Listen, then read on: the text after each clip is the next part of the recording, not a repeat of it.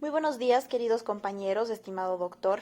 Mi nombre es Denise Cabrera, estudiante de primer semestre de medicina de paralelo M8, y el día de hoy vamos a ver el aparato respiratorio del ser humano, pero en este caso vamos a utilizar el aparato del cerdo, que básicamente no es lo mismo, pero se pueden diferenciar algunas situaciones que son similares a las del humano, lo cual nos va a ayudar a comprender la anatomía y el estudio de la misma.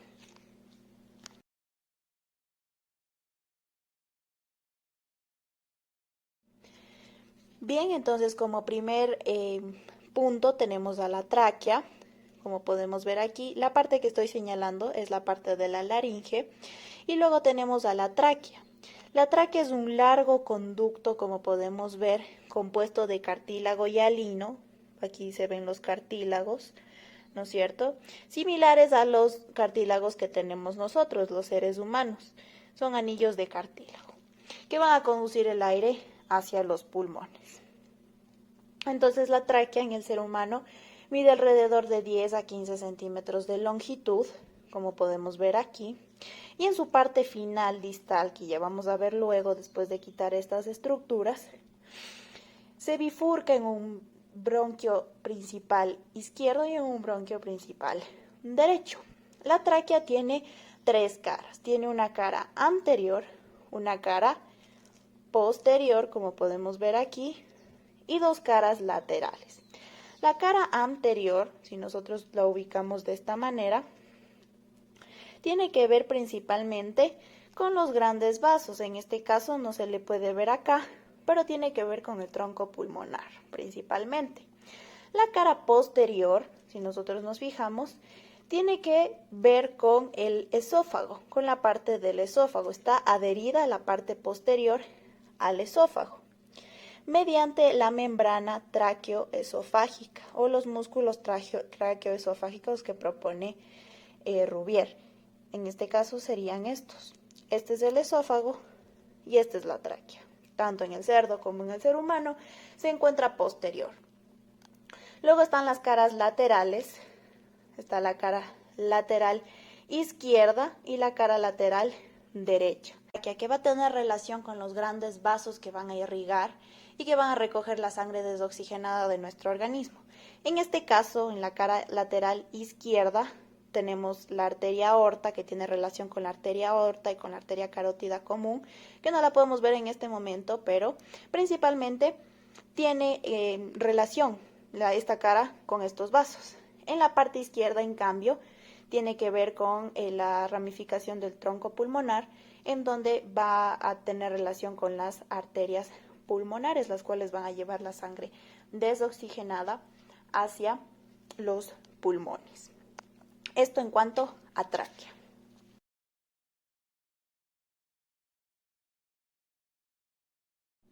Listo, ahora en cuanto a los pulmones, yo he hecho aquí los respectivos cortes para ir explicando cosa por cosa. ¿No es cierto? Tenemos la tráquea, que viene toda esta parte de acá, y ahora se va a bifurcar, ¿no es cierto? Habíamos dicho que se bifurca en un bronquio principal izquierdo y en un bronquio principal derecho. Podemos ver aquí, debido a las aponeurosis y a las membranas no se le puede ver muy bien, pero está la forma, ¿no es cierto? Y la parte distal, por ende, va a ser la carina, la que va a dividir la tráquea en los bronquios principales. Estos bronquios a su vez se van a dividir en bronquios secundarios, bronquios terciarios o segmentarios, bronquiolos y finalmente en los alveolos, donde se dará el intercambio gaseoso. Posterior a esto, vamos a ver que por ende los bronquios, yo he diseccionado aquí el pulmón, van a introducirse en el pulmón. Y es aquí entonces ahora donde vamos a hablar sobre los pulmones. Los pulmones, como podemos ver aquí, ¿no es cierto? Los pulmones en el ser humano, tanto en el ser humano como en el cerdo, tenemos dos pulmones, uno izquierdo y otro derecho. Y es por ende que hemos analizado el órgano de este animal. Es cierto, si bien es cierto que en el cerdo los lóbulos que vemos aquí son diferentes, en este caso son 3 a cada lado, en el ser humano los lóbulos del pulmón van a ser diferentes.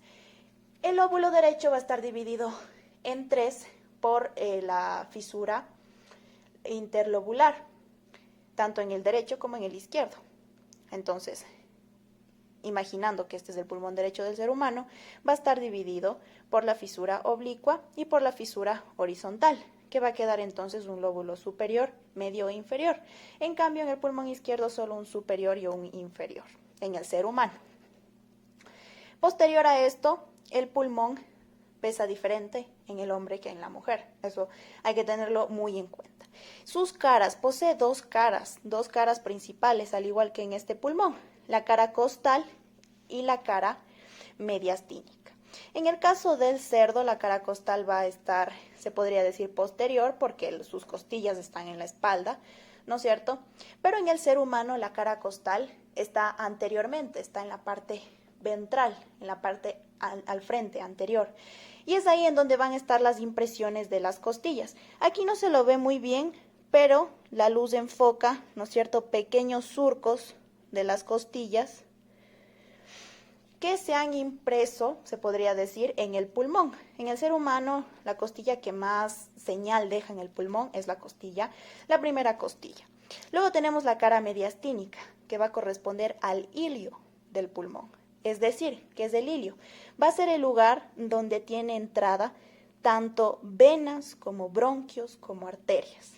En este caso, serían las arterias pulmonares, ¿no es cierto?, las venas pulmonares y el bronquio principal, el bronquio primario. La distribución del ilio en el cerdo y en el ser humano es diferente, pero nosotros sabemos el punto. El punto es que por aquí se introducen los grandes vasos sanguíneos y también el bronquio. Podemos ver aquí, ¿no es cierto? Yo he cortado de esta manera el pulmón para poder verlo. Podemos ver aquí la entrada al bronquio principal, ¿no es cierto? También hay una entrada para la arteria pulmonar, también hay otra entrada, en este caso sería salida de las venas pulmonares que van a llegar a la aurícula izquierda del corazón. Entonces este sería el ilio, es la raíz del pulmón, sería el lugar que da esencia en sí al pulmón para que pueda transportarse la sangre.